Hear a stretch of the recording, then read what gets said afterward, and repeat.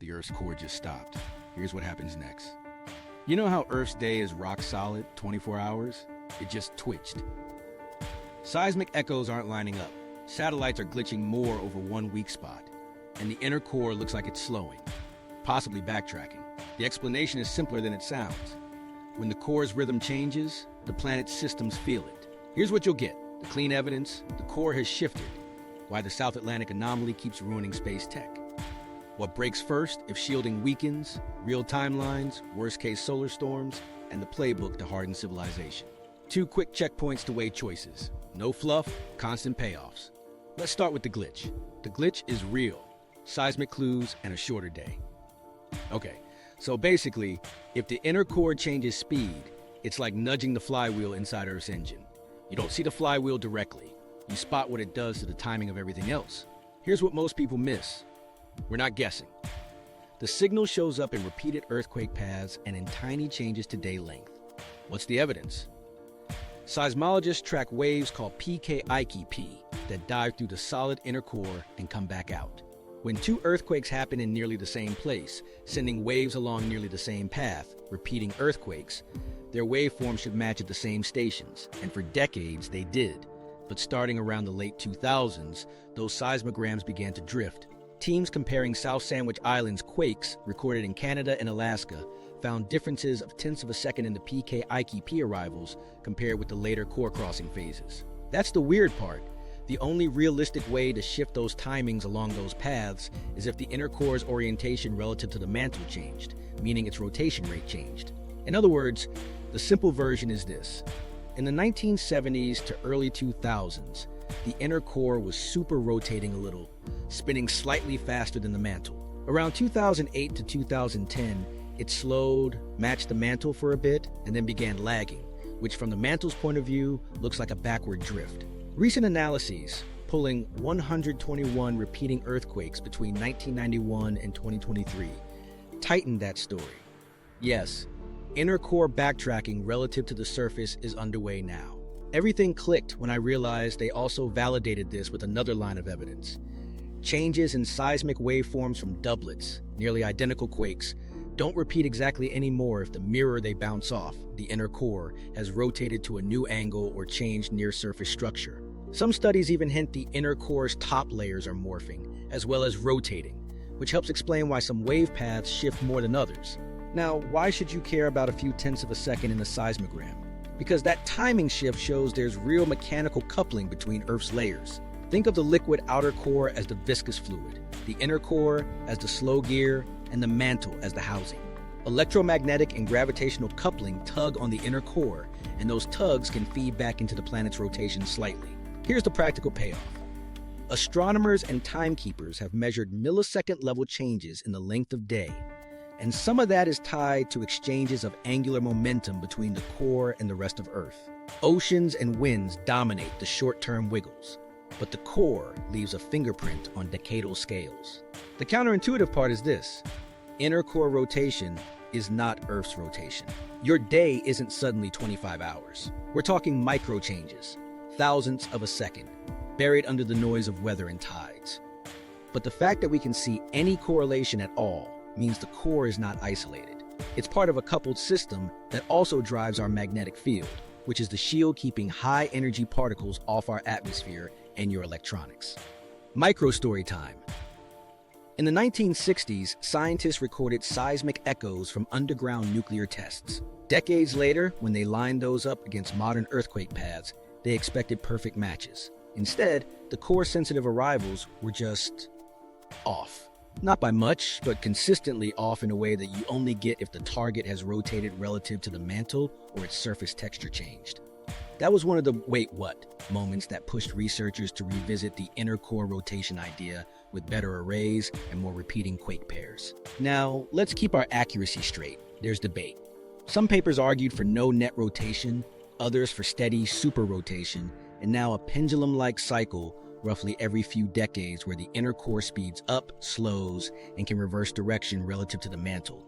The latest work adds data through 2023 and supports the slowdown backtrack model, but uncertainties remain about the exact rate, the role of anisotropy, iron crystals aligned in preferred directions, and How much of the observed change is rotation versus evolving structure at the inner core surface?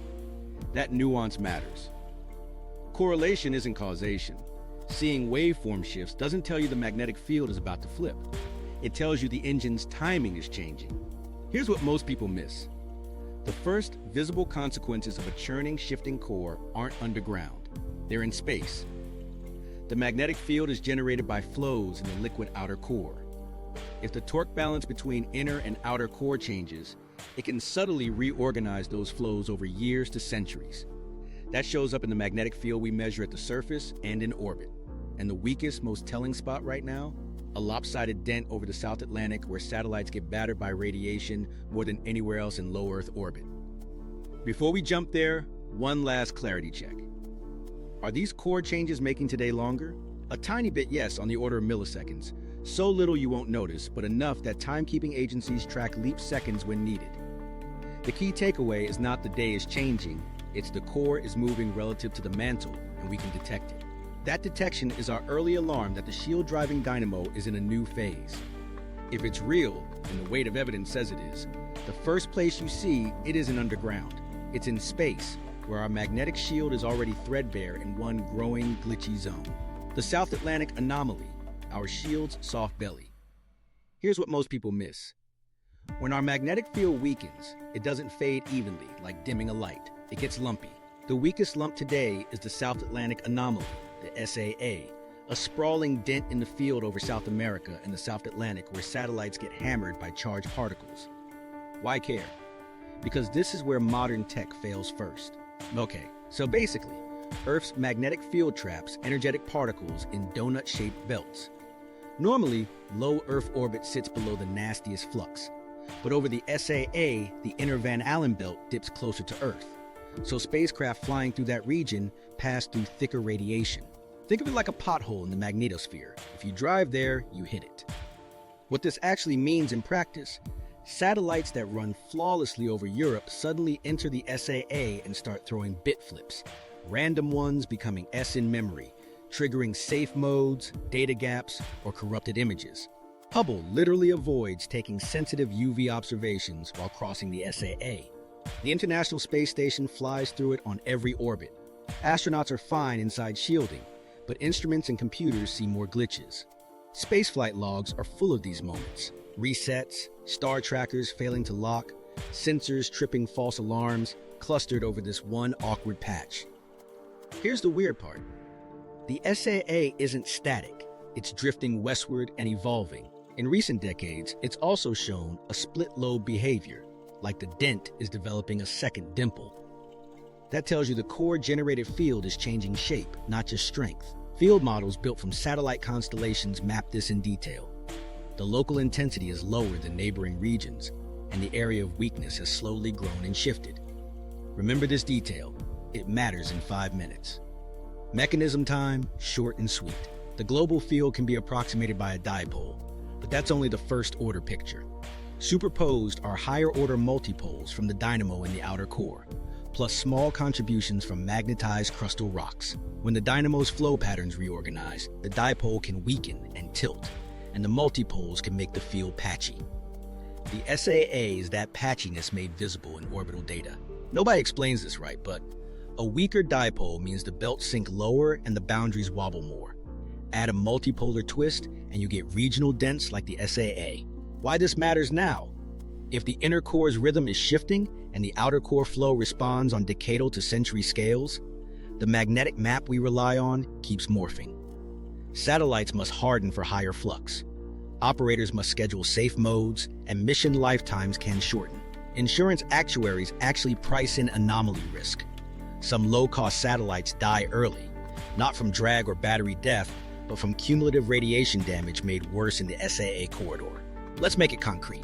Hubble routinely pauses instruments in the SAA to avoid fried detectors.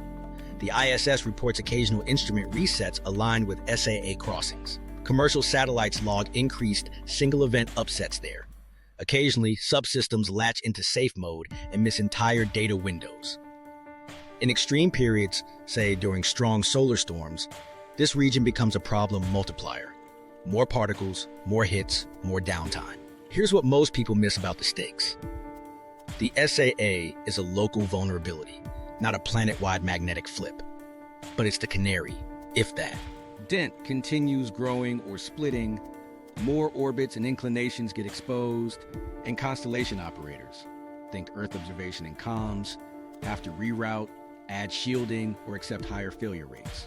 That means higher costs, shorter lifetimes, gaps in coverage, and service interruptions that ripple down to weather models, navigation corrections, even crop forecasts. Clarify the limit case. A growing SAA doesn't equal an imminent geomagnetic reversal. Paleomagnetism shows flips and excursions take time and are messy, but excursions do correlate with severe dipole weakening and multipolar fields. Basically, SAA-like behavior writ large. We're not there. Today's global field is weakened by about 10% since the 19th century, and the SAA is one strong symptom of that spatial complexity. It's the part you can point to and say, see, the shield isn't uniform. Everything clicked when I realized the operational choreography this forces. Mission planners build South Atlantic quiet times into schedules. Star trackers may be blinded there, so vehicles switch to gyros. Sensitive detectors are powered down. Radiation counters spike, then drop as spacecraft exit the zone. Over years, those operational costs add up, and if the dent drifts west toward busier orbital corridors, expect more coordination headaches and more conservative designs. The counterintuitive part is that ground life stays mostly normal. The SAA's biggest hits are hundreds of kilometers up. Your phone doesn't fry in Rio because of the anomaly, but the data your phone depends on may be more fragile. GNSS signal integrity checks, satellite imagery, climate records, all have to cross that soft belly of our shield.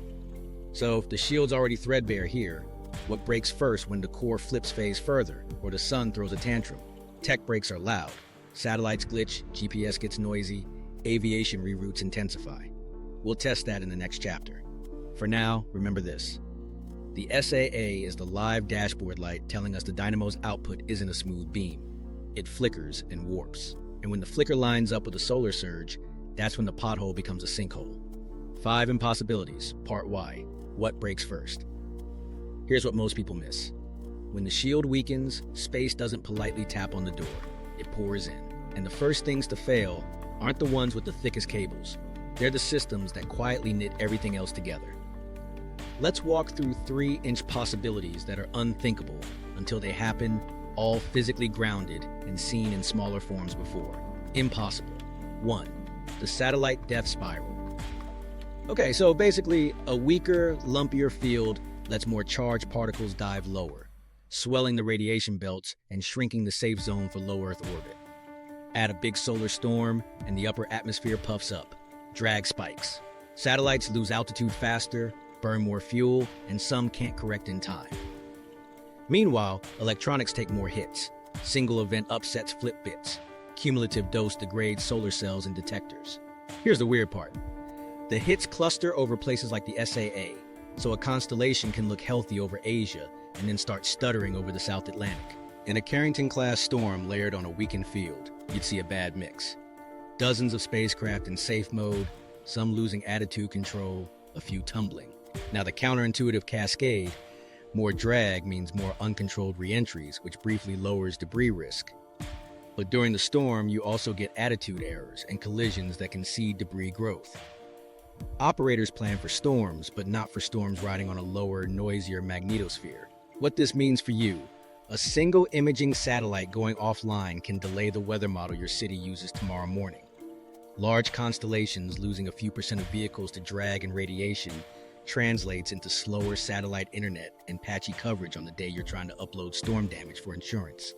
For operators, each lost small ZAT can mean $250,000 to $2 million in hardware, plus launch costs. A medium Earth observation spacecraft can represent $100 to $300 million in sunk costs if it's crippled mid-mission. Impossible. 2. GPS goes squishy right when you need it. What this actually means is the ionosphere, the charged shell that GPS signals pass through, becomes chaotic. A weaker magnetosphere gives solar particles a freer hand, so during disturbances you get scintillation. The signal from satellite to receiver flickers, arrives late or splits. Timing offsets ripple out because GPS isn't just maps. It's the heartbeat for financial trades, cell towers, and power grid clocks. Everything clicked when I realized a few tens of nanoseconds of timing error can nudge a substation's protection relay out of sync or desynchronize high-frequency trading servers. Aviation depends on augmentation systems to clean GPS up. During ionospheric storms, those corrections can lag, or slag. So the map on your phone might look fine, but a survey-grade receiver could slip meters, and a combine's auto-steer drifts rows. Multiply that by thousands of machines, cranes, ships, and you get the quiet chaos of a world mistimed by fractions. Personal stakes. A road construction crew staking property lines can be off by a meter, forcing rework that costs $5,000 to $20,000 in labor and delays. A farmer's RTK guidance, drifting 10 to 20 centimeters, during a narrow spray window can over or under apply chemicals across hundreds of acres, cutting yield by 1-3%. That's $10,000 to $50,000 gone for a mid-size operation in one season. A medevac helicopter on a rural night approach leans harder on inertial and ground beacons when GNSS integrity flags, adding minutes to a critical timeline. Impossible. 3. Polar aviation routes shudder fast. Airlines love polar shortcuts because they save time and fuel. But those paths cut through higher radiation and radio blackouts when the sun acts up. With a softer shield, the dose rate at altitude ticks higher during storms, and HF radio, the long-range backup over oceans, goes dark more often. The playbook already exists. Reroute to mid-latitudes, descend to reduce dose, add fuel stops. The cost isn't just money, it's capacity. A handful of long hauls divert and hub schedules ripple. Crews hit duty limits. Perishable cargo misses connections. During Halloween 2003, we saw this at a smaller scale. With a weaker field, those rare event detours become more common seasonally. The counterintuitive part is this hits medical flights and polar research logistics hardest. Small slices of aviation that don't have slack. Tangible hit. A single polar diversion can add $50,000 to $200,000 in fuel and crew costs and burn a precious aircraft rotation. When 10 flights do that in a day, hubs snarl and passengers miss surgeries, conferences, and cargo deadlines they can't easily reschedule. Quick reality check. Impossible here. Doesn't mean fantasy. It means it breaks assumptions we treat as laws, like GPS is always there or satellites fail one at a time. Overlay a Carrington-class CME on today's field and you get compounded. Drag plus radiation, timing noise, plus comms fades, re-reach plus crew timeouts.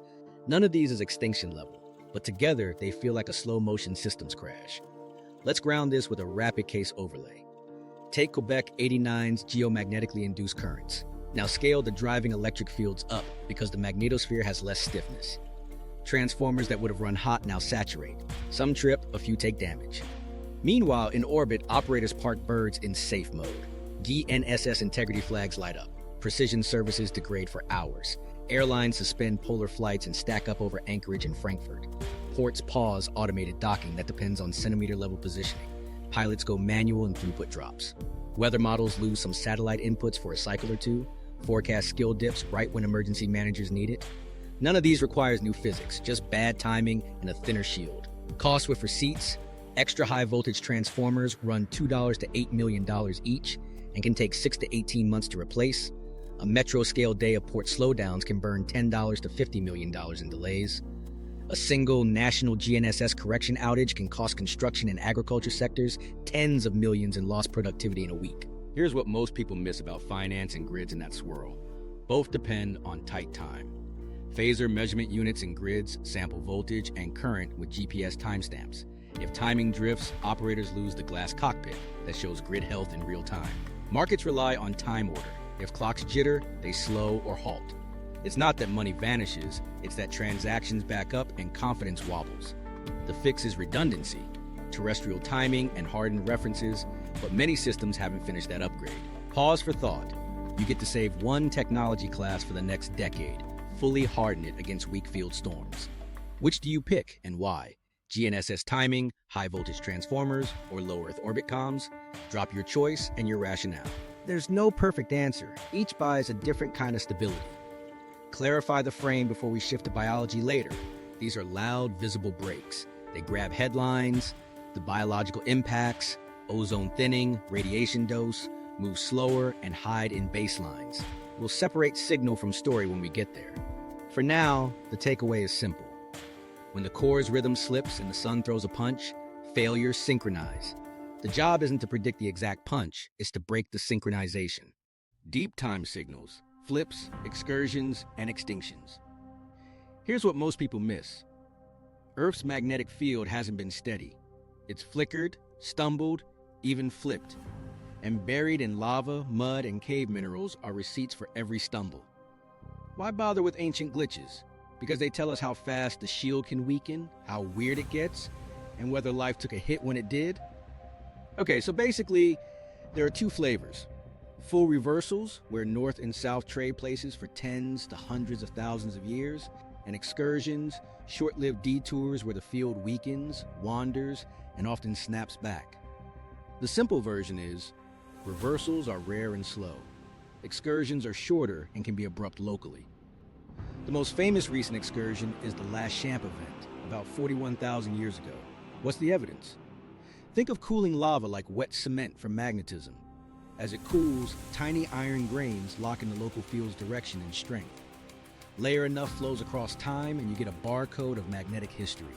Add seafloor stripes, symmetrical bands of magnetization on either side of mid-ocean ridges, and you can time full flips over millions of years.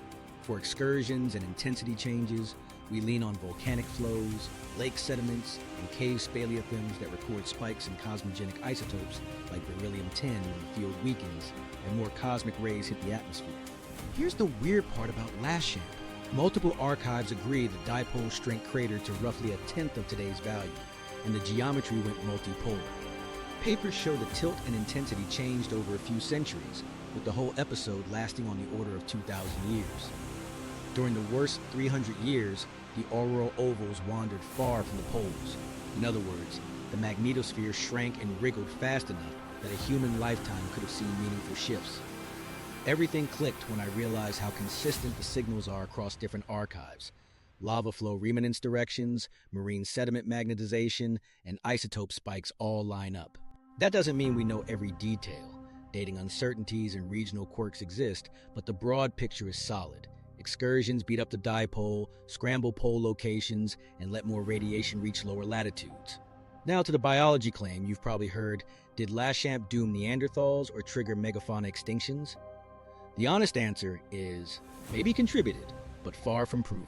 Some researchers argue that increased UV from ozone thinning, caused by more energetic particle precipitation, could stress ecosystems, bump mutation rates, and alter habitats. Others point out that the timing is messy, and that climate swings, human competition, and ecological pressures are stronger explanations. Correlation isn't causation. That slogan really matters here. Okay, so the stakes side. When the field weakens, cosmic rays produce more radiocarbon and beryllium-10. That affects radiocarbon calibration curves, one reason ancient kauri trees were such a big deal, giving a clean timeline for the 42,000-year blip. It also hints at atmospheric chemistry changes. Models show that during strong particle events, ozone can thin, especially at high latitudes, letting more UVB through.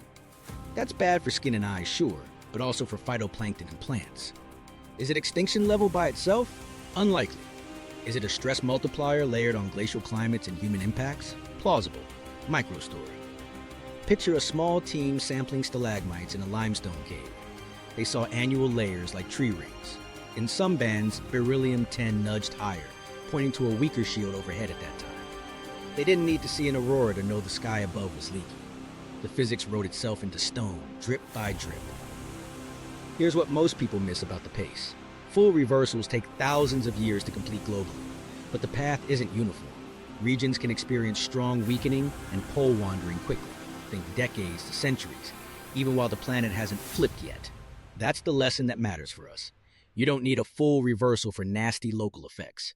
An excursion-level weakening can scramble compasses, push auroras to mid-latitudes, and challenge satellites, all within policy timescales. The counterintuitive part is that life overall powered through. There's no smoking gun mass extinction tied solely to field flips. Migratory animals that sense magnetic cues adapt or rely on multi-sensory navigation. Humans learned, sheltered, moved. The planet didn't fry, but our civilization runs on long wires, precise clocks, and orbital electronics. Those didn't exist during Laschamp, and that's exactly why we care now.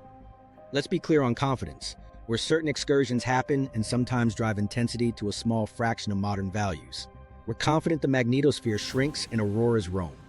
We have decent bounds on timescales, rapid. Local changes folded into multi-century windows. Where uncertainty remains is in the biological impact magnitudes, the exact global pattern of field geometry during each event, and how these patterns couple to climate through ozone and circulation. That's why you'll see debate in headlines. Different proxies emphasize different slices. Here's what most people miss about the payoff for today. Deep time tells you what's physically on the menu. It says, the field can weaken fast regionally. The poles can wander far. The belts can drop low, and the sky can get noisy. Even if flips aren't extinction buttons, the countdown phase, the part we live through, is rough for tech and planning. It doesn't pick the date. Even if we never see a full flip in our lifetimes, an excursion-like interval would feel like a rolling disruption. Auroras lighting up Texas on random Tuesdays. Compasses drifting faster than charts update. Satellite anomalies clustering more often. And UV advisories spiking at odd latitudes after major storms. That's not cinematic apocalypse. It's a world that keeps working, just with more friction, more costs, and less margin. So even if flips aren't extinction buttons, the countdown phase gets rough. And that's exactly where timelines and decisions start to matter. The countdown clock. How fast does this unravel? Here's what most people miss. Timelines aren't just trivia. They decide budgets, rules, and whether you keep the lights on. If changes play out across centuries, we redesign slowly. If some effects pop locally in a few years, we need contingency playbooks now. The counterintuitive part is both can be true at once. Slow global trend, abrupt regional shocks. Okay, so basically, full magnetic reversals take thousands of years. But the onset phase, the messy, multipolar, lumpy interval, can throw regional curveballs within decades. Think of it like a dimmer switch with flickers. The overall brightness drops gradually, but the flickers can be sudden and disruptive in certain spots. What this actually means is you'll see two clocks. Clock 1, the long structural slide in dipole strength on the order of 10 to 15% per century in some regions. Clock 2, rapid local reorganizations of the field geometry that happen over years to a few decades. Those reorganizations are what bend auroral ovals, make compasses squirrely, and move the South Atlantic Anomaly's edges into new orbital lanes. Remember this detail. It matters in 5 minutes. Everything clicked when I realized how those clocks intersect with the sun's own rhythm. Solar cycles peak about every 11 years. If a cycle crest lands during a period when the geomagnetic field is weaker and more multipolar, the same storm delivers more energy to the upper atmosphere, more ionospheric turbulence, and larger ground electric fields. So you don't need the big flip. You just need a modestly weaker shield at the wrong solar maximum. Let's make the timeline tangible. Near term, 1 to 5 years. Auroras at mid-latitudes during strong storms become a once every few years event instead of once a decade. Aviation dispatchers see more high-latitude HF radio blackouts, shifting flights a few times each winter. Satellite operators add margin, longer safe mode windows in the SAA, and during storms, a bit more fuel budget for drag, but mostly keep up. Your world looks normal with occasional flashy skies and more temporary outage notices. Medium term, 5 to 20 years. Field strength trajectories continue their regional declines, and the geometry gets busier. Compasses drift faster than old surveying charts assume, so mapping agencies push more frequent updates. Airports quietly rename runways as magnetic headings slide past thresholds. You notice more auroras in places like France or the northern US, a couple of nights each solar maximum. GNSS correction services warn of more degraded accuracy windows during ionospheric storms, and precision farming calendars adapt. Night spraying or row guidance gets rescheduled around space weather alerts. Here's the counterintuitive piece on timing. The ionosphere is the fast actor. It can go from calm to chaotic in minutes during a storm, so GPS accuracy can drop in the time it takes to land a plane. The magnetosphere is the medium actor, hours to days per storm. The deep field geometry is the slow actor, years to decades. That layering is why you feel rolling disruption, not a single apocalypse moment. Now the grid risk. Geomagnetically induced currents scale with both the storm intensity and the ground's ability to channel those currents.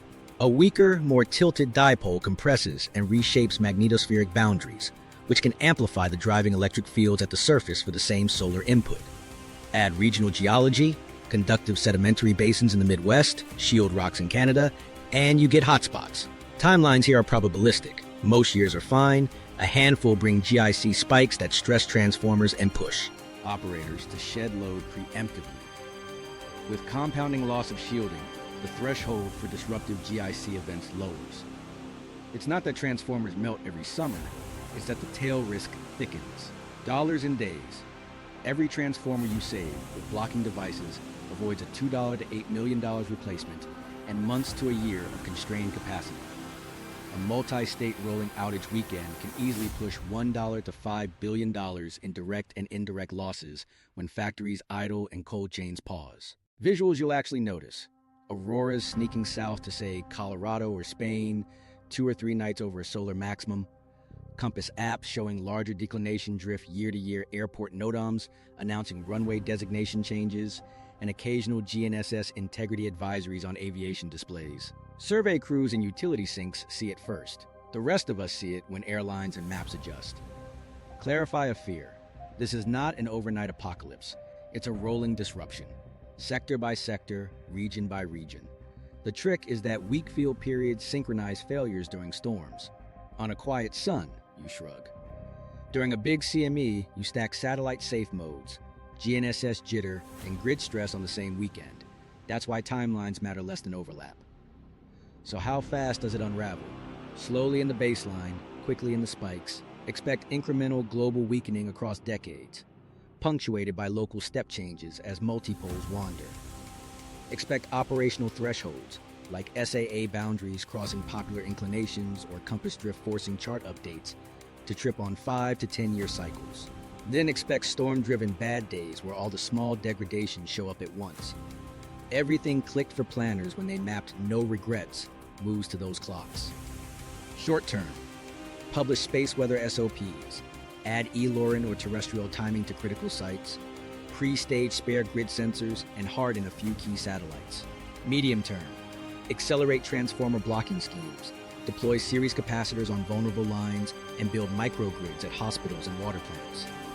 Long term, redesign standards, aviation, telecom, power, for a noisier magnetosphere and an edgier ionosphere. Remember this detail from earlier? The SAA is already the canary.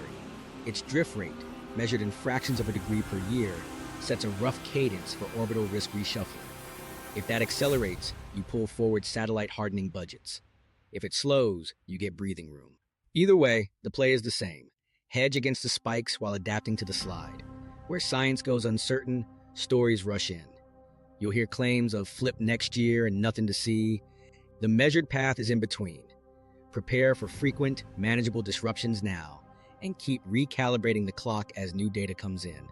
That keeps the countdown from becoming a crisis. The core conspiracy: bunkers, blueprints, and quiet preparations. Here's what most people miss. When science says decadal uncertainty, the internet hears tomorrow.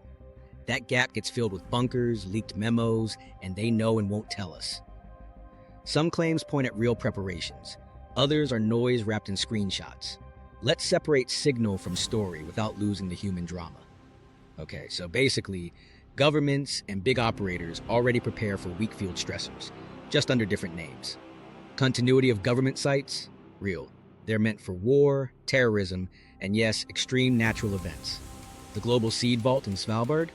Real, public, and built for biodiversity insurance against anything from regional wars to crop disease, not a countdown to magnetic doom. Satellite hardening and SAA avoidance plans? Also real because operators see those radiation spikes every orbit and design around them. Quiet aviation tweaks? More conservative polar routing during active solar weeks have been happening for years. None of this proves a secret date.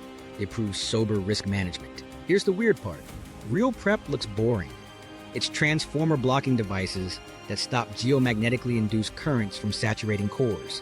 It's series capacitors on long lines. It's ELORAN testbeds, so timing doesn't collapse when GPS gets fuzzy. It's stockpiling a few extra high-voltage bushings or control boards because lead times stretch to months. Those spreadsheets don't go viral, but they matter more than any viral underground city map. What about the blueprints circulating online? Some are recycled, Cold War documents. Some are fantasy, dressed up as FOIA. The simplest filter. If a plan promises survival for millions in deep luxury, it's probably a movie. Real bunkers are small, austere, and built for continuity, not comfort. And they raise the hard question nobody likes to face: who gets protected? That's where ethics enters. Key workers for critical infrastructure, medical staff, comms operators, not influencers. Not the rich, unless they happen to own the substation you need back online. Everything clicked when I realized how much quiet preparation is hiding in plain sight. Utilities run black start drills, how to re-energize a dead grid. Hospitals test generators and fuel contracts. Space agencies practice satellite safe mode choreography for storms. Airlines brief crews on HF comms loss over polar routes. Those are the blueprints that actually keep daily life stitched together when the sky gets noisy. Here's what most people miss about secrecy. Sometimes it's not a cover-up, it's just dull. Space weather hardening doesn't trend. Procurement for rad-hard chips is just another line item. Airport runway renaming due to magnetic drift is a NOTAM, not a press conference. But there is a real communication risk. If agencies underexplain, conspiracy fills the gap. The fix is better, plainer updates, clear thresholds, what-if playbooks, and we did X this quarter receipts. Let's run claims you've heard through the physics filter. Underground cities to escape radiation, ground-level cosmic rays increase during weak field intervals, but shielding needs centimeters to meters of material, not kilometers underground. If you wanted to protect people, you'd prioritize grid reliability, water systems, and hospitals over caverns. Seed vaults to reboot agriculture after a flip. Field weakening nudges UV and climate stress. It doesn't erase soil or sunlight. Seed diversity is a rational hedge for many scenarios, not proof of an imminent pole swap. Satellites quietly hardened with new materials? Yes. That's called learning from failures in the South Atlantic Anomaly and from storms like 2003. Micro story. A satellite ops room during a moderate storm. Radiation counters tick upward. Operators pause imaging, switch to gyro-only attitude, and ride it out. Afterward, engineering updates parts lists. Next build gets slightly thicker shielding over the most sensitive detectors, and firmware adds smarter error correction. No drama, just incremental resilience. That's the blueprint worth copying everywhere. Now, the human drama. If we ever face a truly bad storm during a softer shield, triage becomes policy. Who gets diesel first? Water plants, hospitals, or data centers? Who gets priority flights when polar routes close? Medical evac, cargo, or premium passengers? Who gets timing backups, stock exchanges, or 911 call centers? These choices are uncomfortable because they expose values. The best time to argue them is before the lights flicker. What's noise? Doomsday date setting tied to a single paper about inner core backtracking. The inner core's decadal rhythm is real, but it's not a countdown clock to catastrophe. Fake leaked memos promising grid failure on month's day, without physics, thresholds, or operator names.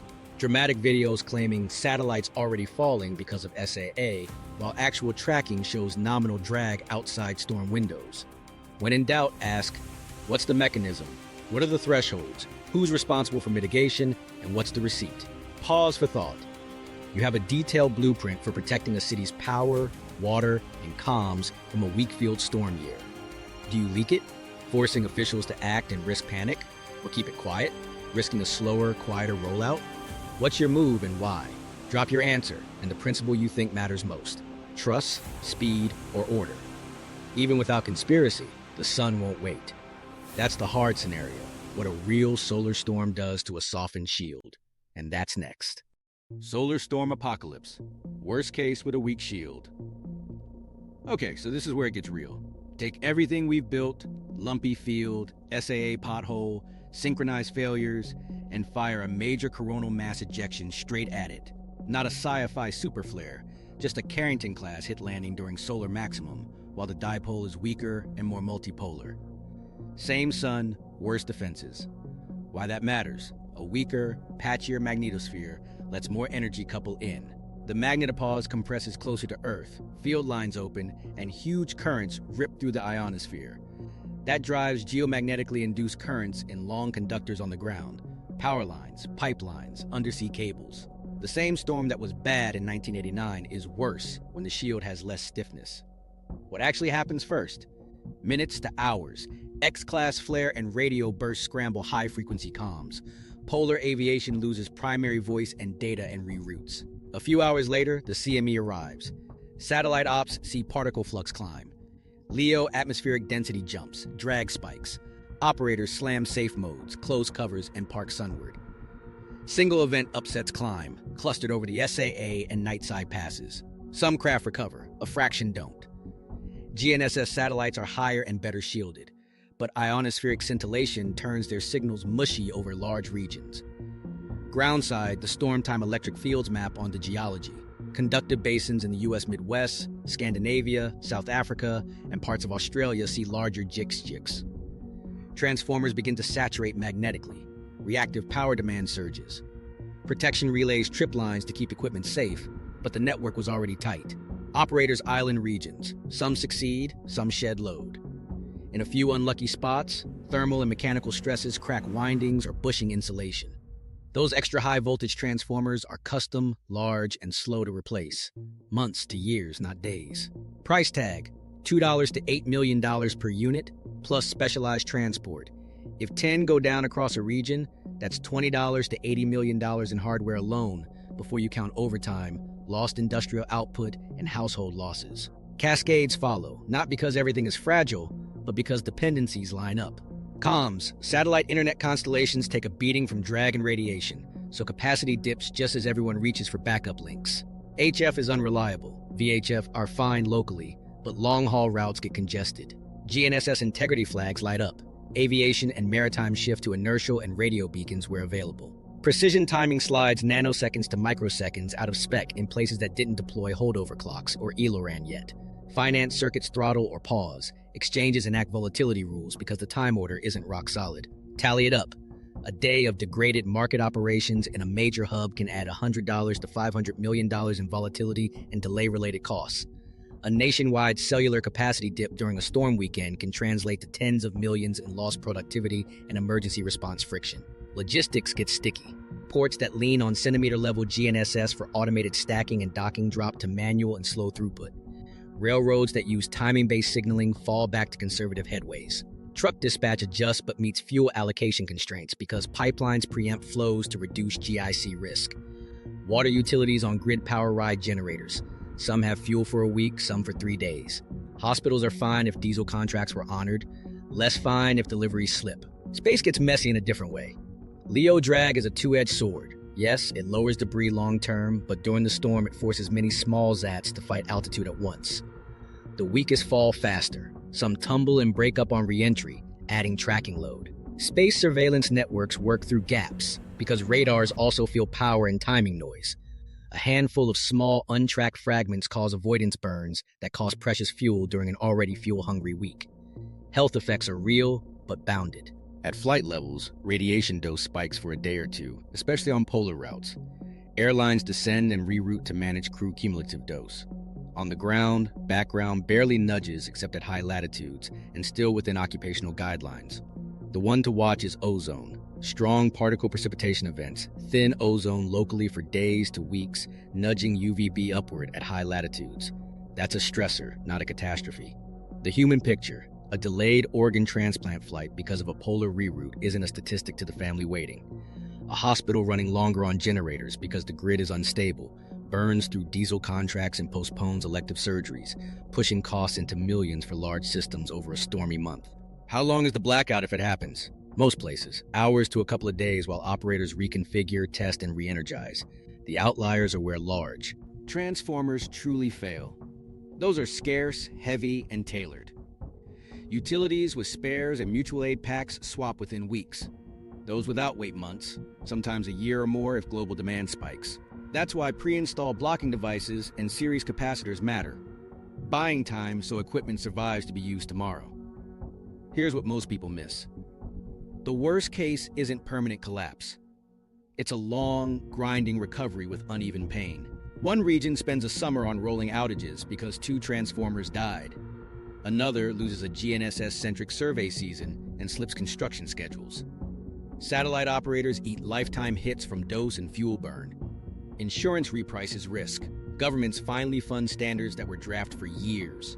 In dollars, a metro on rolling outages can rack up $500 million to $2 billion in economic losses over a hot season. A national construction slow roll from positioning outages can add hundreds of millions in penalties and overtime. These numbers aren't hypothetical. They're what procurement officers plan around when they budget spares and drills. The counterintuitive part is that good choreography shrinks the disaster.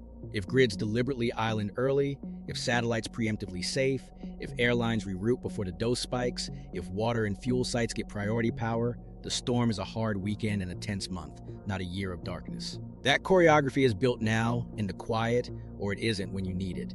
So what do we do besides hope? We harden, hedge, and hack the probabilities. That playbook is next. Hardening civilization. The playbook that buys us time. Okay, so basically, resilience isn't magic. It's engineering plus choreography. The goal isn't to be invincible. It's to keep essential systems inside safe limits when the sky gets noisy. Here's the playbook that buys us time. Lane by lane.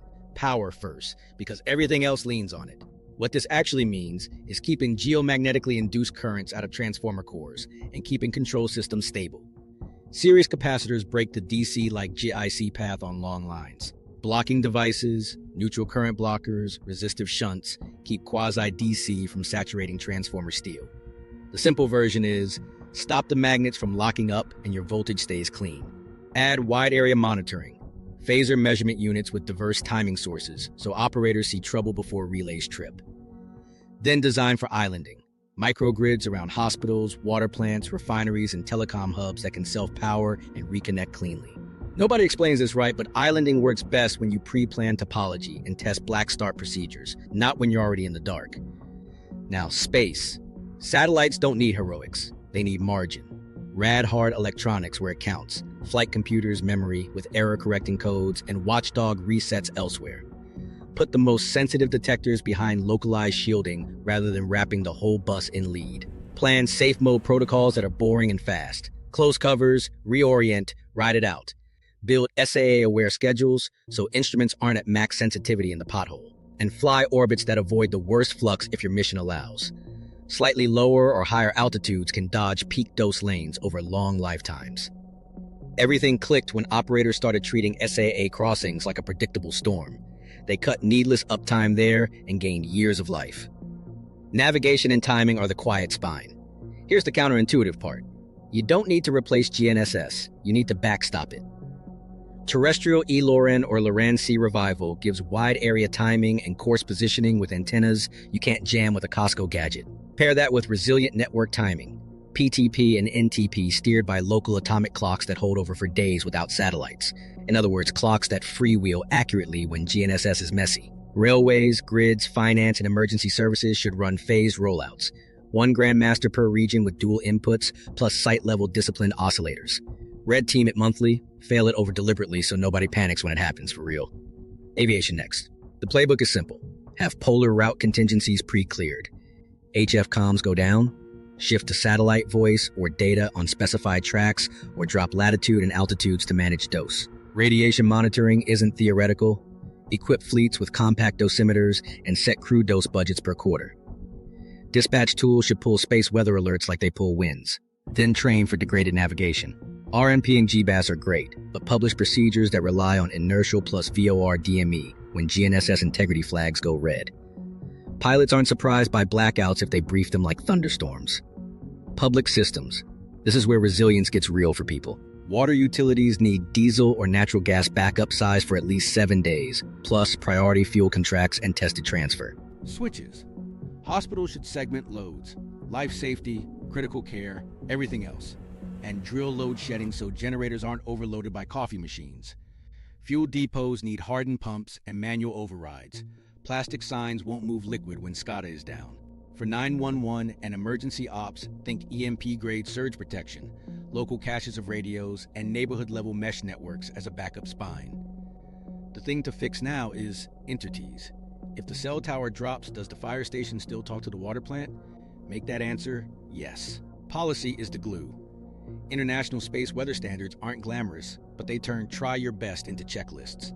Require grid operators to model GIC with local geology and publish mitigation timelines. Fund spare transformers and shared pools, not press releases. Mandate alternative timing at critical infrastructure. Audit for it like you audit cyber. Run drills that cross sectors. Utilities, airports, port authorities, and telecom in the same room with a fake storm clock. Then publish what worked and what didn't in plain language. Here's what most people miss. Small, boring investment stack. Surge protect substations. Deploy series caps on 5 key corridors. Fit timing backups at control centers. Rad hard the next 2 satellite buses. Pre-clear 3 polar reroute packages. Stock 30 days of chlorine at water plants.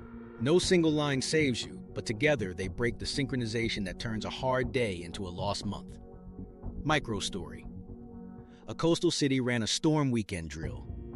Day 1, GNSS timing flaky, HF degraded, moderate GIST. The grid islanded 2 hospital microgrids and 1 water plant. PMUs stayed coherent on E-Loren steered clocks, and a satellite imager auto-paused across the SAA. Day 2, they lost a transformer. Crews Black started a gas turbine, ferried fuel per priority plan, and restored 80% load without touching emergency tanks. Monday, they published the gaps and funded the fixes. The takeaway is simple. You can't steer the core, but you can steer your infrastructure. Harden the wires, backstop the clocks, choreograph the skies, and drill the handoffs. That buys you time. Exactly what weak shields and strong storms try to take. Can we fix the core? Fantasy versus physics. Here's what most people miss. When a risk lives 3,000 miles underfoot, our first instinct is to invent a giant wrench. Stir the core, add metal, build a second magnet. The counterintuitive truth is that almost all fix-the-core ideas die on one number: energy. The scales are absurd. Okay, so basically, the geodynamo is a planetary engine driven by heat and composition, not a device you can nudge with surface tech. The no-go list starts loud, stirring the core with vibration, nukes, or drills. The outer core is liquid iron at thousands of degrees under immense pressure, weighing about 1.9 times 10 to the power of 24 kilograms. Moving even a tiny fraction in a controlled way would demand more energy than our species produces in centuries. Injecting metals or seed crystals through boreholes? We've drilled 12 kilometers. The core starts at nearly 3,000. Even if you could deliver material, it would be a drop in a superheated ocean and immediately mix. Artificial dynamos under cities?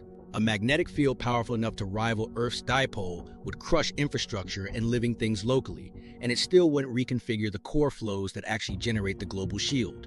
The simple version is, you can't push a planet's heart from the surface with tools built for bridges and rockets. Here's the weird part. We don't need to fix the core to manage the hazard. We need to measure it better and shield what's vulnerable during bad windows. That's where the maybe category lives: monitoring and targeted protection. Monitoring first. Everything clicked when researchers realized the constraints on core behavior sharpened with more repeating earthquakes and better coverage. So, more seismometers, especially ocean bottom seismometers, tightened models of inner core rotation and structure. Satellite constellations mapping the field at multiple altitudes and local times, like ESA's Swarm but denser, catch the multipole wiggles sooner. And there's an intriguing frontier: geoneutrinos. These particles leak clues about radiogenic heat in the mantle and possibly the core. Detectors today are small and few.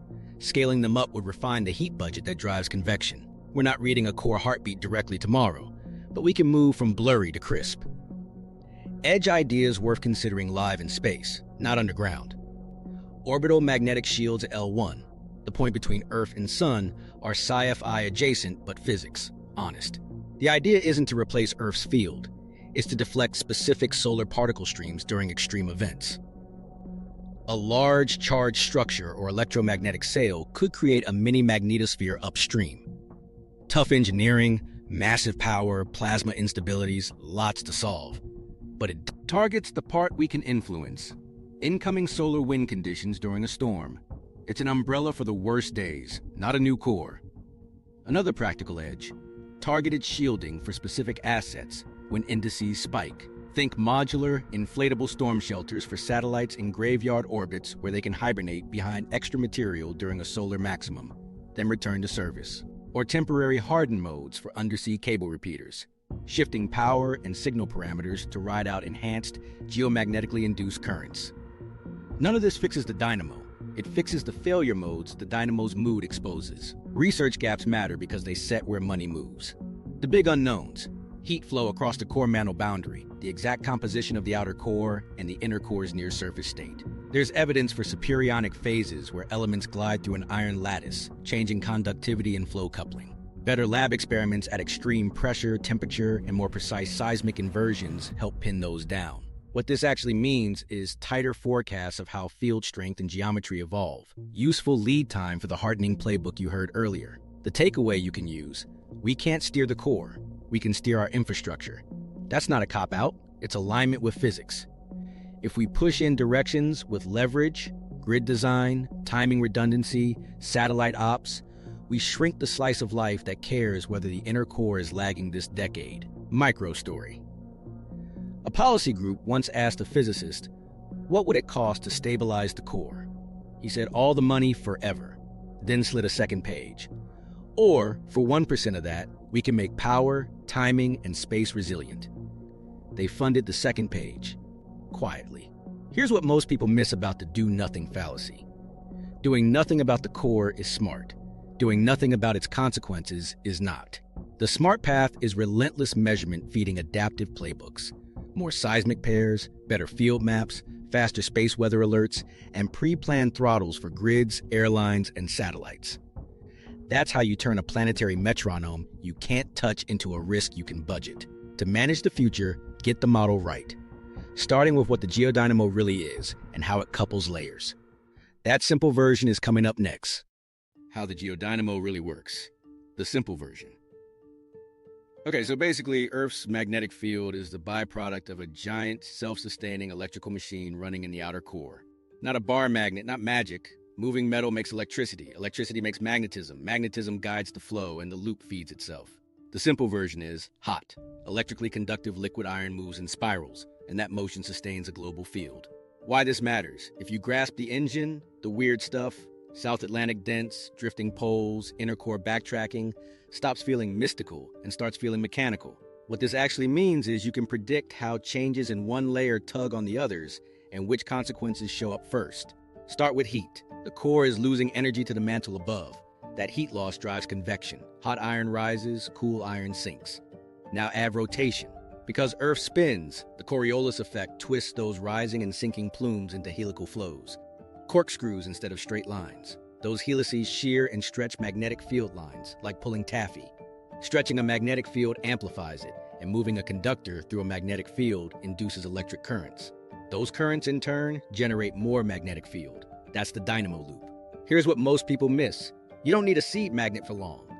Even a tiny initial field, left over from the sun or the interstellar medium, gets wound up and strengthened by the flow. The counterintuitive part is that the field then pushes back on the flow. Lorentz forces resist motion in certain directions, which organizes patterns into stable, large-scale structures. That's why you get a mostly dipolar field, with north and south plus lumpy multipoles riding along. Zoom in on layers. The outer core is the conductor and the motion. The inner core is the heavy flywheel and a thermal compositional battery. As the inner core slowly solidifies, it releases latent heat and light elements into the outer core. That buoyancy drives additional convection. Think of it as fizzing the soda, intensifying the churn. So the inner core isn't making the field directly. It's fueling and shaping the flow that does. Now the inner core's relative rotation. It can spin slightly faster or slower than the mantle because it's decoupled by the liquid outer core. Electromagnetic coupling, magnetic fields threading the inner core, and gravitational coupling, mass anomalies in the mantle tugging on inner core ellipticity, transfer tiny amounts of angular momentum between layers. When that coupling shifts, the inner core's rate changes, and that can tweak the flow patterns around it. That's the connection to the slowdown but greatly backtracking you heard earlier. Changes near the inner core adjust the geometry of the helical paths, and over years to decades, the global field shape and tilt respond. Think of the whole thing like a planetary lava lamp powering a battery. The lamp's blobs are the convective plumes. Rotation turns them into corkscrews. The battery is the magnetic field that wraps the planet and shields us. If you change the lamp's heat or tilt it slightly, the blob's paths change, and the glow pattern on the wall shifts. That's your drifting, dented, multipolar magnetosphere. Here's the weird part that keeps scientists busy. Anisotropy. Iron crystals under core pressures don't behave the same in every direction. Seismic waves move faster along some alignments than others, hinting that the inner core structure is textured, maybe layered, maybe with east-west differences.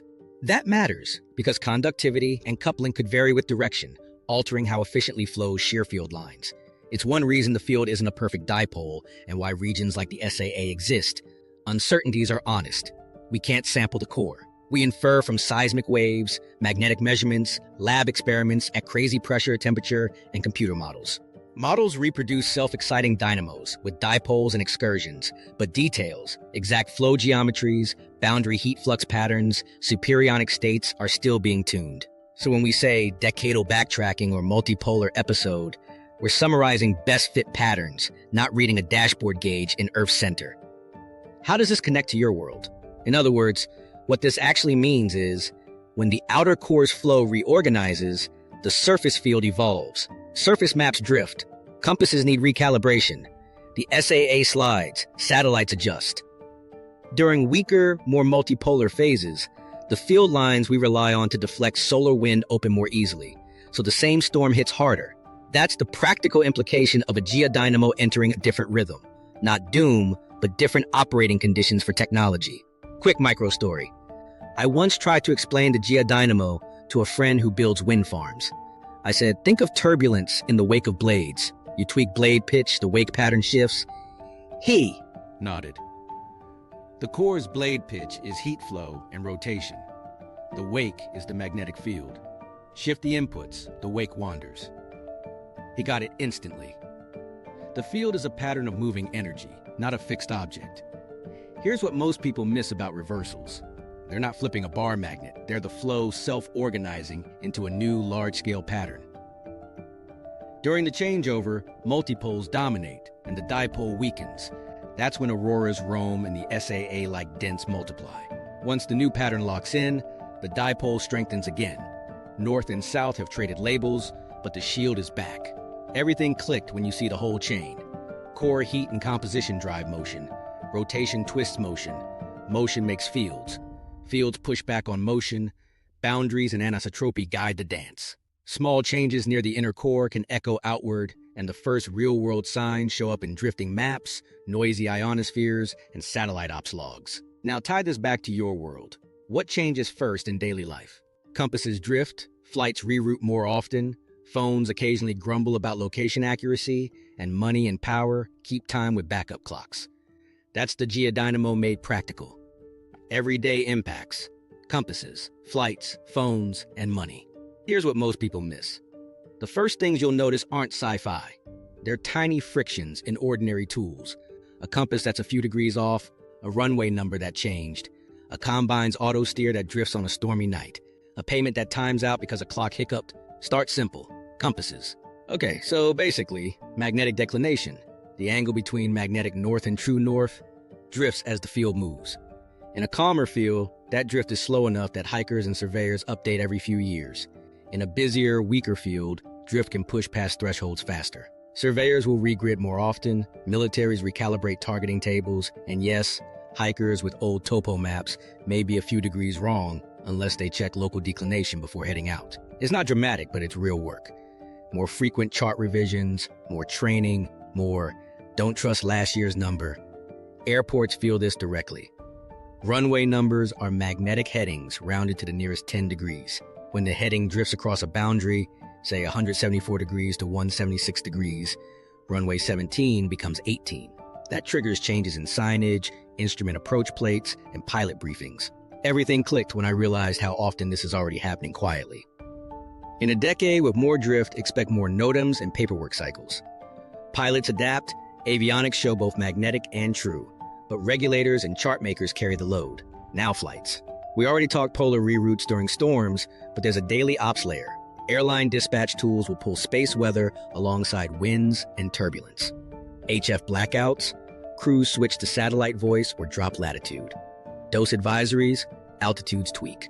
The counterintuitive part is that passenger experience barely changes. Maybe an extra stop, maybe 10 minutes longer. But airlines eat more fuel and schedule buffers. Cargo corridors that rely on tight headways will build slack. Expect more due to space weather fine print and delay summaries, even when the sky looks clear. Personal impact. You miss a tight connection and a once-a-year certification exam because your flight took the long way around. A shipment of temperature-sensitive meds sits an extra 6 hours and needs to be discarded. Tens of thousands of dollars gone for a regional hospital pharmacy. Phones next, but really the timing spine behind them. Your phone's map is forgiving because it fuses GPS, cell, and inertial. What this actually means is casual navigation remains fine most days. The fragile piece is precision timing that GNSS provides to cell towers and data centers. In a noisy ionosphere, some towers lose lock or switch to holdover. Good networks have disciplined oscillators that hold time for hours to days. Less good ones drift in drop capacity. You'd see slower data, odd handoffs, or a temporary loss of service in pockets during storms. On the back end, content delivery networks and exchanges shift loads to regions with better timing stability. Tangible example, a rideshare driver's app drops to poor accuracy during a surge period, costing them $50 to $150 in missed trips that night. A day trader sees platform throttling during a timing failover and misses fills that swing a few $1,000s. Money sounds abstract until it doesn't. Clear financial systems care about the order of events. Matching engines, fraud detection, clearinghouses, all need clocks that agree within microseconds to milliseconds depending on the venue. During ionospheric chaos, GNSS timing jitter creeps in. The fix is what we flagged earlier. Atomic clocks on-prem PTP grandmasters steered by more than one source, ELORAN or fiber time feeds as backup. If a market hasn't deployed that, it throttles or pauses under its own rules. To you, that looks like a brief trading halt or a delayed transfer, not a bank run. The cost is hidden in volatility and risk premiums. Agriculture is the quiet dependency. Tractor autosteer runs on centimeter-level GNSS corrections. During scintillation, guidance lines wobble. Farmers already know this. They reschedule night spraying or tight row work if the space weather alert pings. A weak field era just adds more of those don't run RTK tonight windows. It's a hassle, not doom, but missed windows during short harvest or spray periods can cost yield. Insurance notices, satellite outage clauses, grid interruption riders, and aviation detour coverage all get repriced as the SAA drifts and storm impacts tick up. Weather models, which rely on satellite data, will have occasional gaps after big storms. Forecast skill nudges down for a cycle, then recovers as operators backfill. Actuarial tables now have space weather seasonality next to hurricanes and wildfire. Microstory, a normal week in a stormy weak field year. Monday night, auroras show up over Minneapolis. Social feeds light up. Tuesday morning, a survey crew in Colorado updates the local declination and rewrites a plan set. Wednesday, an airline cancels 2 polar flights, reroutes 3, and emails vouchers. Thursday, a satellite imager drops a strip of data during an SAA pass. Analysts note a gap in a crop monitoring product. Friday, a regional stock exchange flips the holdover timing for an hour. Trades queue, then clear. A local hospital postpones a non-urgent surgery because a generator test revealed a fuel delivery delay after a stormy week. A corn farmer shifts a planned night spray because RTK advisories say degraded, accepting a yield hit. Most people shrug. The operators don't. They update SOPs and move on. Here's what most people miss about redundancy. It only works if you test it. A cell network's holdover clocks must be deliberately run without GNSS monthly. An airport's non-GNS approaches must be flown, not just filed. A bank's time feed must fail under load, not at 2 a.m. on Sunday.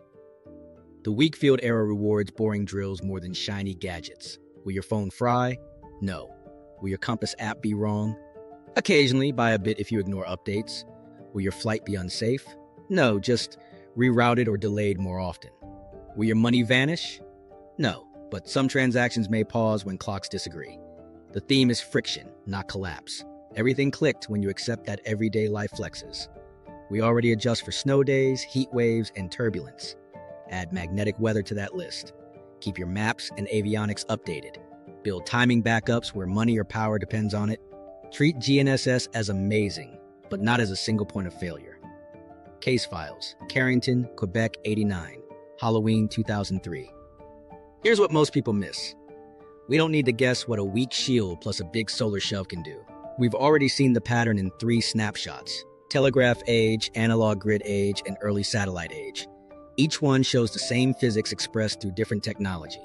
Carrington, 1859. Okay, so basically, a massive flare and coronal mass ejection hit fast. Telegraph operators got shocks, batteries could be disconnected, and messages still flowed on induced currents, and auroras reached the tropics. The simple version is long wires made great antennas. The storm drove currents where none should be. Nobody had satellites or power grids, but we learned two crucial things. Geomagnetic storms can inject huge quasi-DC currents over continental scales, and extreme events are real, not myth.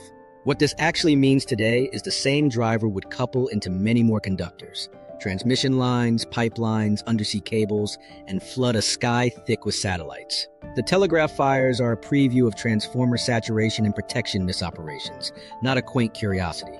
Remember this detail. It matters in a minute. Quebec, March 1989.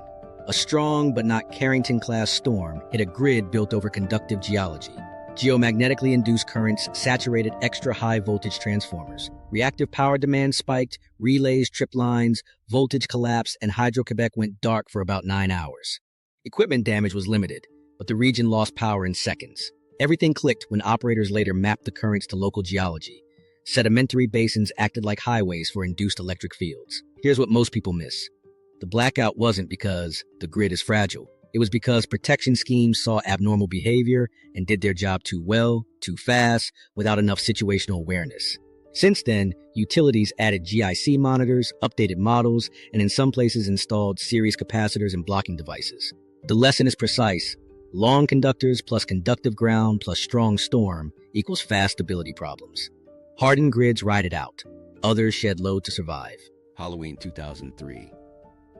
This one hit the era of satellites, GNSS, and polar aviation. We saw multiple X-class flares and CMEs. Airlines rerouted polar flights to avoid radio blackouts and dose spikes. Satellites suffered anomalies, some instruments went safe, and GNSS accuracy degraded as the ionosphere turned turbulent. Power systems saw disturbances but avoided continent-scale collapse. The pattern is clear. In the satellite age, space systems soak early pain, aviation adjusts within hours, and grids manage with alarms blaring. Okay, so the counterintuitive part. None of these was an extinction event, but each exposed a different weak link. Telegraph wires lit up, analog protection tripped a big grid, satellites and avionics took a beating. Stitch them together and you get today's composite risk. Long conductors, precision timing, and dense LEO traffic.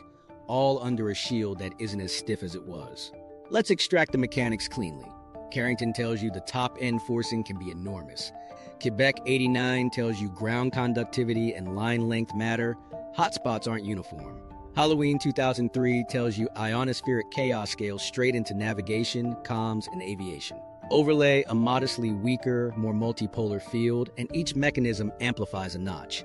More open field lines, stronger coupling, bigger ionospheric gradients, higher LEO drag for the same solar input. Here's what most people miss about luck versus preparation. Quebec could have been worse if a few transformers failed hard. Utilities avoided that, partly by luck, partly by quick operator action. In 2003, satellites that survived did so because designers built in margin and operators safed them early. Preparation narrows the window where bad luck wins. That's why drills and hardware matter more than forecasts alone. Data integrity matters too. Telegraph accounts were contemporary and consistent. The Quebec blackout is well instrumented. Halloween had satellite logs and aviation reports. There's hype out there, but the core facts are solid. Extreme storms occur. JICs can collapse grids. The ionosphere can wreck precision positioning, and satellites get rattled. None of that requires adding imaginary physics or secret plots. Everything clicked when we mapped these case files onto a weak field era. You don't need a bigger sun, just a softer target. The same Quebec storm on a thinner shield drives higher ground fields in some regions. The same 2003 ionosphere on more multipolar geometry yields more frequent GNSS integrity flags. The same Carrington-class impulse today fills an orbital shell crowded with small sats navigating a puffed atmosphere.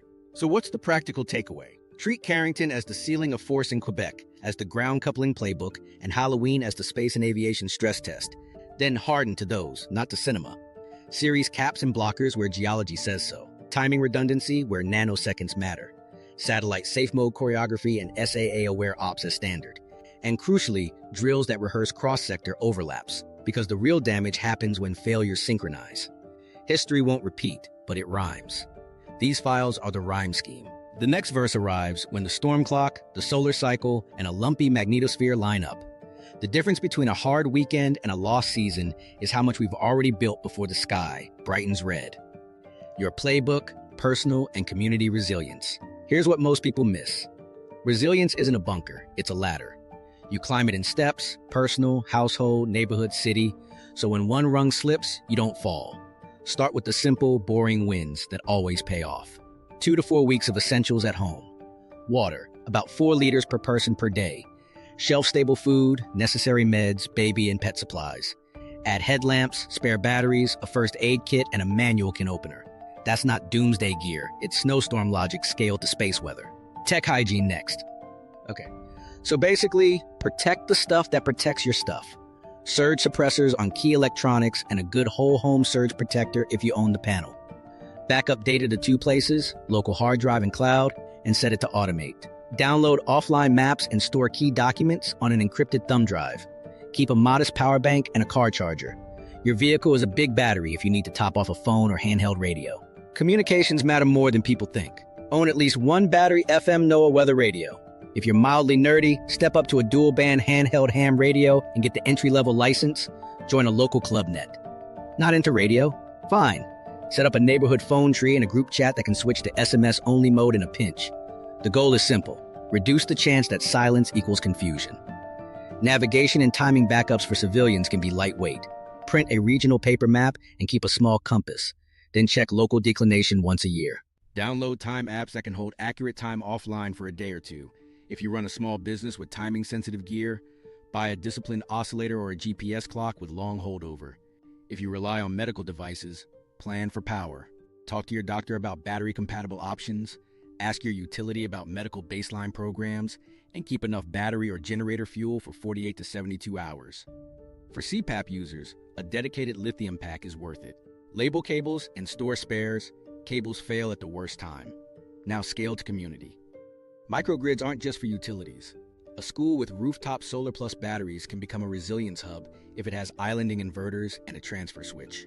Push your city to identify 2 or 3 such hubs per district. Schools, community centers, libraries, and drill them as cooling, charging, and information points. Water is heavy and politics are heavier. Advocate for on-site generator capacity and 7 to 14 days of treatment chemicals at local plants. Volunteer networks are force multipliers. CERT teams, amateur radio emergency service groups, and volunteer fire auxiliaries practice the choreography that shrinks chaos. If none of that fits, organize a block-level check-in plan. Who has a chainsaw, who has a truck, who needs daily meds. Make a 1-page list and share it offline. Businesses need continuity plans that assume timing and comms get noisy, not non-existent. What this actually means is dual timing sources on critical servers, GNSS plus ELORAN or a disciplined clock, offline procedures for essential operations, and supplier diversification that treats Space Weather Week like a labor strike or flood. Finance and data shops should rehearse time failover under load, not just in maintenance windows. For farms and infrastructure, treat GNSS as amazing, but not sacred. Have AB lines saved locally, a slower fallback guidance mode, and a policy to pause centimeter-level work during ionospheric storm alerts. Utilities and public works should deploy more phaser sensors and ensure at least 1 timing master per region can freewheel for days. Mindset matters. The counterintuitive part is, you should aim for flexibility, not perfection. Plan for a week of friction, not the end of the world. Use checklists, rotate supplies, run 1 quiet drill per quarter, kill your home's main breaker for an hour, use radios for a day hike, print fresh contact lists, update maps and declination. That's how habits stick. Money and ID. Keep a small cash reserve, enough for fuel and groceries, and copies of IDs and insurance in both digital and paper form. For households with kids or elders, write a simple rendezvous plan if phones die. Where to meet, who picks up whom, 2 alternates. Finally, the narrative frame. Slowing core? Not doom. It's a nudge to finish the upgrades we should want anyway. Cleaner microgrids, smarter grids, diversified timing, sturdier comms, and communities that know their neighbors. Prepared looks like competence, not fear. One last practical bundle to throw in a bin. Duct tape and zip ties, nitrile gloves, a multi-tool, water filters, bleach for sanitation, paper maps, USB drives with backups, a list of critical phone numbers on actual paper, and a small notepad with a pencil. If you manage a small clinic, add manual intake forms and a label maker with spare tape. Treat magnetic weather like snow days. You reschedule, you switch modes, you check on people, and you get through it. That's resilience. Key takeaway: Earth's core sets the rhythm, the magnetosphere sets the rules, and our future depends on hardening, power, timing, and space, so failures don't synchronize. One last picture to hold. A surgeon pauses mid-case because the hospital flipped to generators during a stormy grid day. A farmer watches guidance lines wobble on the only dry night of the week. A parent sits at a gate as a polar flight takes the long way home.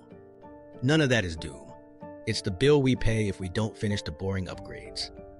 Your move: pick one system to protect. GNSS timing, high voltage transformers, or LEO comms, and say why. Add $1 figure you think is worth spending now. A $500 holdover clock for a small business server, a $5 million transformer blocker for a substation, or a $50 million timing and microgrid package for a city. And would you leak the city blueprint or trust a quiet rollout? Drop your answers below. Subscribe for more clear, no hype science, and share this with someone who runs real infrastructure.